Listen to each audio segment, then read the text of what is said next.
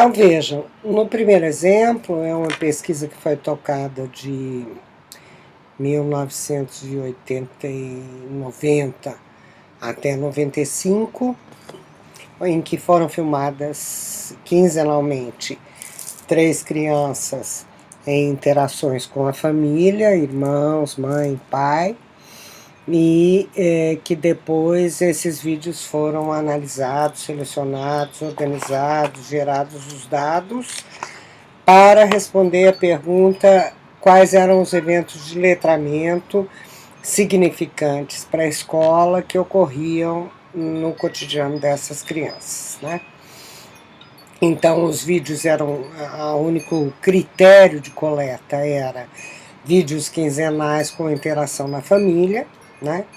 Fosse qual fosse, e depois a categorização é que fez a geração dos dados e que fez tornar esse vídeo relevante, dentre outros muitos, enorme coleta de dados, né?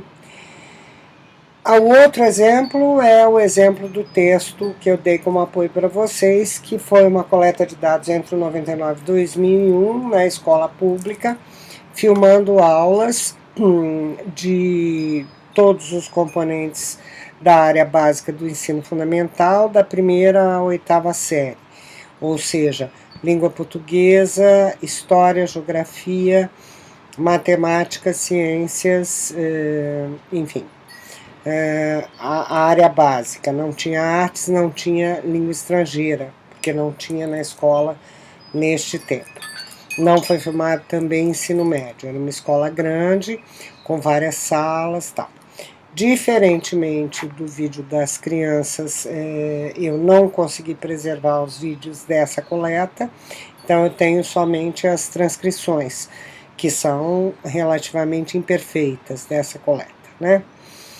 Mas, de qualquer maneira, eu tenho cerca de quase 50 horas de aula, ou 50 horas de vídeo, na segunda pesquisa de sala de aula, e o mesmo tanto, mais ou menos, na pesquisa das 3 crianças.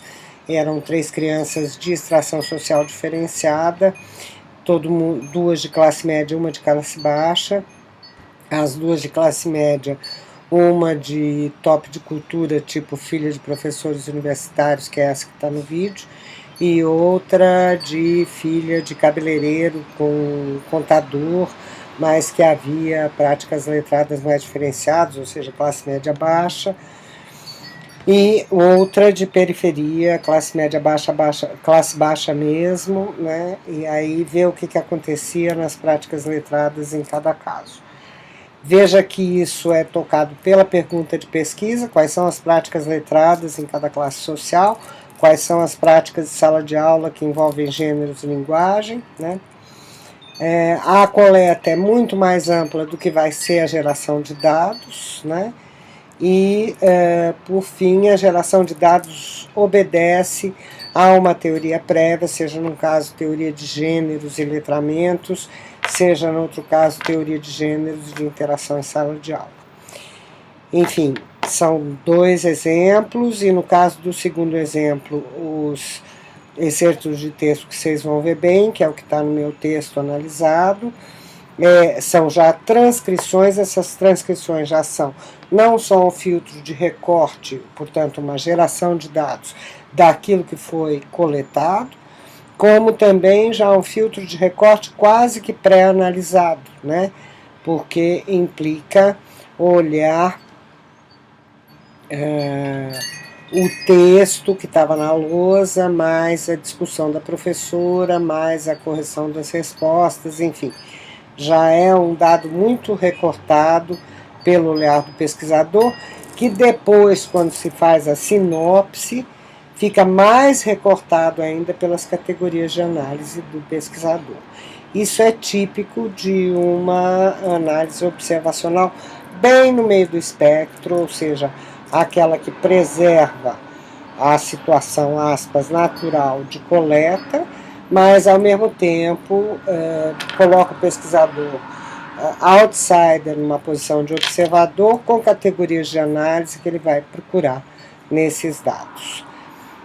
Enfim, o que eu espero que vocês entendam é que há um amplo espectro aí que vai do observacional experimental até a etnografia, ou os trabalhos de cunho etnográfico, e que o que muda é o modo de fazer, ou como diz a Teca, do pesquisador, como ele coleta, como ele gera dados, como ele interpreta. Uma coisa que acho que vale a pena ressaltar é o fato das autoras colocarem as análises de discurso dentro das metodologias observacionais. E aí o que eu quero chamar a atenção para vocês, para a elaboração dos trabalhos que virão, é assim, há uma certa tendência de, em alguns casos, é o caso da metodologia, ou é caso de uma abordagem metodológica muito forte, muito dominante, ou é caso, ou que se crê muito dominante, ou é caso de uma abordagem teórica muito forte que se crê muito dominante. Há uma tendência de vocês irem direto à abordagem teórico-metodológica e, se passarem, fazerem de conta que não é com vocês a discussão propriamente metodológica. Eu acho que numa pesquisa, numa dissertação, numa tese, num IC, num PIBIC, numa monografia, isso não pode acontecer. E, sobretudo, eu digo que nesta disciplina não pode acontecer sob pena de perda de nota. Vocês têm que reconhecer que há uma teoria, que essa teoria se combina melhor ou pior com esta ou aquela metodologia, e que as duas coisas são importantes em pesquisa, porque eu acho que há em algumas vertentes, né, por exemplo, na área de tecnologias, na área de análise de discurso, uma certa tendência a dizer, bom, essa discussão de metodologia já nem se coloca mais, porque afinal a minha própria vertente tem sua própria metodologia, o que é verdade. Mas o que, na minha opinião, quando eu estou em bancas, quando eu oriento, não desobriga o pesquisador de dizer onde está metodologicamente, em que pé desse gradiente, em que ponto desse grande gradiente variável ele está. Então eu gostaria que vocês me entregassem capítulos que colocassem um subitem metodologia, subdividido em metodologia de coleta, metodologia de geração, e se for o caso, né, e metodologia de análise, e que, se houver coleta, como é o caso das observações, em boa parte, né, de dados, e também, em todos os casos, né, se for quantitativo, eu vou fazer um survey. Enfim, eu quero que vocês me digam que tipo de metodologia vocês estão situados antes de começar a dizer que a sua linha é análise de discurso ou que a sua metodologia é Q, tá? Porque a metodologia Q pode ser o que for, ela continua sendo uma metodologia de base eminentemente quantitativa, que permite algumas inferências mais qualitativas, né? Ou mais interpretativas. Por outro lado, a análise de discurso é uma metodologia eminentemente observacional de documentos. Se vocês não quiserem fazer nenhuma concessão a outros discursos que não aos da própria análise de discurso, voltem ao primeiro PX, onde eles discutiam longamente a questão de como se montava arquivos, né? Como se monta arquivos é uma metodologia de coleta e de geração de dados, né? Se quiser usar a própria linguagem da AD, nada contra, desde que isso seja apresentado como uma metodologia, não como parte de uma teoria, né? Que faz parte de uma teoria, evidentemente, mas num subitem separado. Quiser falar em arquivos e tal, primeiro PX, falem o que quiser. Agora, se não quiserem, simplesmente dizer como é que eu vou montar meu corpus, qual é a coleta de dados, de poemas colombianos sobre X, qual critério, como eu vou selecionar esses documentos. É de livro didático, quais livros, quais critérios de seleção, etc. Depois, como eu vou gerar dados disso, quais são os critérios de seleção dos dados que me interessam nesse grande universo, né? E depois, aí sim, como eu vou interpretar, aí vocês podem falar de todo peixe que quiserem, de todo bakhtin que quiserem, de todo qualquer coisa que quiserem.